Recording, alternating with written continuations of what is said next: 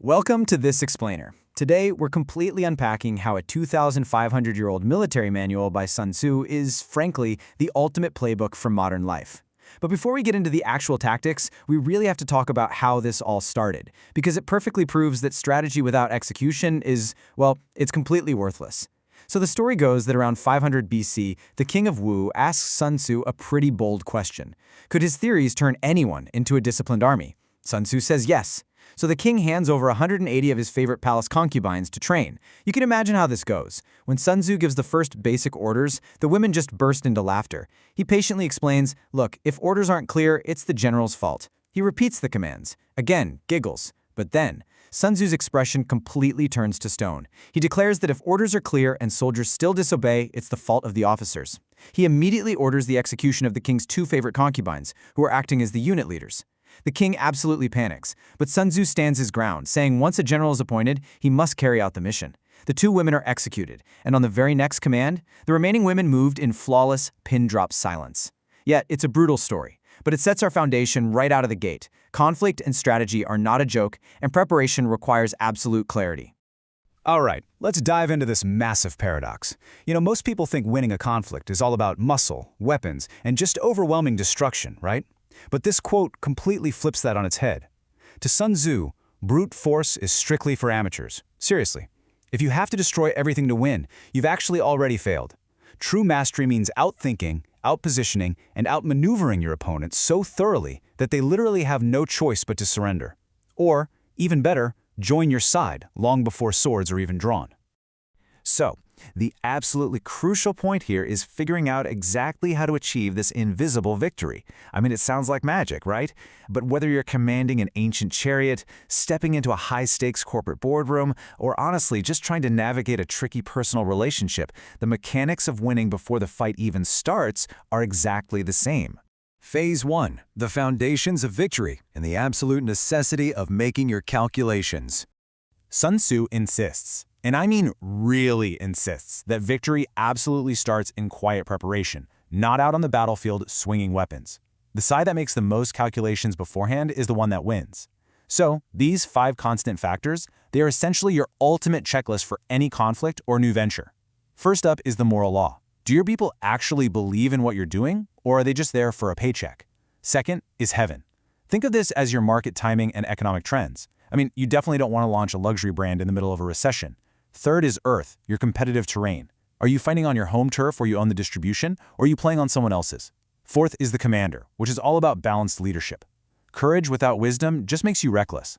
And finally, method, your organizational systems. Good intentions do not win battles. Repeatable systems and pure discipline do. They're what prevent you from draining all your resources on a prolonged, messy dispute. And this brilliantly illustrates the foundation of your execution. All warfare is based on deception. If you're highly capable, you've got to feign incapacity. If you're close, make them believe you're 100 miles away. The super practical takeaway here is to never ever show your true hand to your competition until the trap has already snapped shut. Let them assume they know your next move while you quietly, calmly prepare another. Moving right along to Section 2, Positioning and Momentum. This is all about how to make yourself completely unbeatable. Defending yourself is entirely within your control, but the opportunity to actually defeat the enemy, well, that's provided by the enemy himself. Take a look at this hierarchy of attack. It climbs right up from the absolute worst idea to the ultimate strategic flex. Laying siege to a walled city is basically throwing your resources against solid stone. It's like trying to launch a search engine today that looks exactly like Google. You will absolutely get crushed. But at the top, attacking the strategy itself bypasses those walls entirely. Just think about how Netflix completely destroyed Blockbuster. They didn't try to build more brick-and-mortar video stores on every corner. That would be besieging the walled city. Instead, they attacked Blockbuster's core strategy by eliminating late fees and streaming straight into people's living rooms. They turned Blockbuster's massive real estate fortress into a total fatal liability. Once you're positioned perfectly and you're not out there fighting stone walls, you create momentum by managing 2 types of force. You hold their attention with your reliable direct force, the Zheng. This is your visible jab to the guard, or say your steady core product. And while they're completely fixated on that, boom, you devastate them with an unexpected indirect force, the Qi. This is your leg sweep, your totally surprise viral marketing campaign. A true master strategist seamlessly switches between these two forces, keeping the opponent dizzy, disoriented, and always guessing. All right, stepping into Section 3, Adapting to the Battlefield. Let's talk fluidity and maneuvering. Listen, getting locked into a rigid plan is a complete death sentence in strategy. Why? Because no plan survives contact with reality without a ton of adaptation. Human nature makes us want to attack the full. Like, when someone challenges our pride, we instantly want to fight back exactly where they challenged us. Sun Tzu calls this incredibly foolish. Instead, we have to be like water. Water runs away from high solid places and flows effortlessly downward into the gaps. You've got to flow entirely away from the full, where your competitor is heavily armored, and strike the empty, those completely unprepared gaps. If you remain formless, they have to try and defend everywhere, which means ultimately they're going to be weak everywhere. But to stay truly adaptable and formless, you have to constantly audit yourself against these 5 dangerous flaws of a leader. A quick temper? That means you can be easily provoked and blinded by insults. But pay really close attention to those last 2.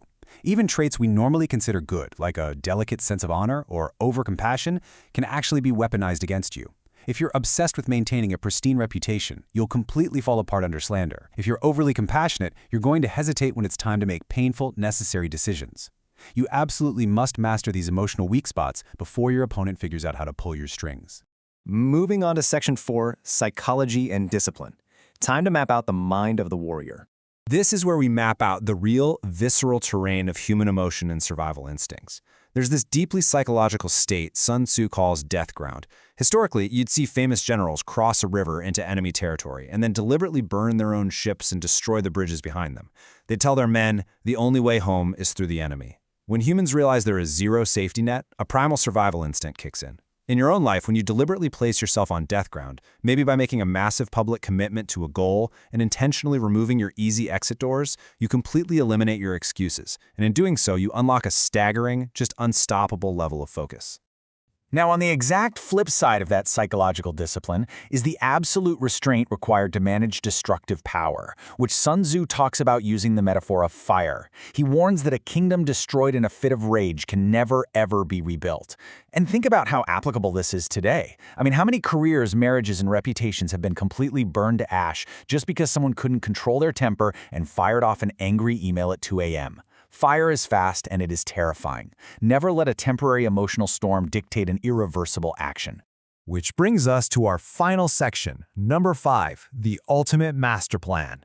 Sun Tzu ends his legendary manual not with some glorious, cinematic cavalry charge, but by proving that the ultimate weapon in any master strategy isn't a physical sword at all. It's pure, unadulterated intelligence. He thought it was absolute madness to spend years of wealth and risk everything without investing heavily in accurate information. He maps out these 5 classes of spies, but the one you really need to zero in on is the converted spy, the double agent. This is all about inside information. In life and in business, the person with the best information always controls the table. If you're entering a negotiation, understanding the hidden constraints of your opponent, their real timelines, their unspoken pressures, their internal pain points, that is the absolute highest leverage point you can possibly have. Okay, let's pull this all together. We can actually synthesize this entire 2,500-year-old manual into a highly actionable 4-step matrix for your life right now. Step 1, assess. Calculate those 5 factors before you jump into any new job, relationship, or investment. Step 2, position. Secure your own defenses, pay down your debt, and master your emotions so you are completely invincible before a confrontation even begins.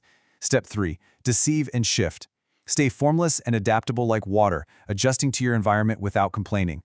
And Step 4, strike the void. Stop fighting people where they're strongest and hit where there is zero resistance. Ultimately, the art of war isn't about glorifying violence at all. It's a profound testament to intelligence, restraint, and, at the end of the day, peace. As you step into your daily arena, keep your mind clear, read the subtle signs of your environment, and build your defenses before you ever even think to attack. I want to leave you with this provocative thought to carry with you today. Look at the conflicts in your life right now. Which battle are you going to win today, simply by outthinking your opponent so thoroughly that you never even have to fight? Please like and subscribe.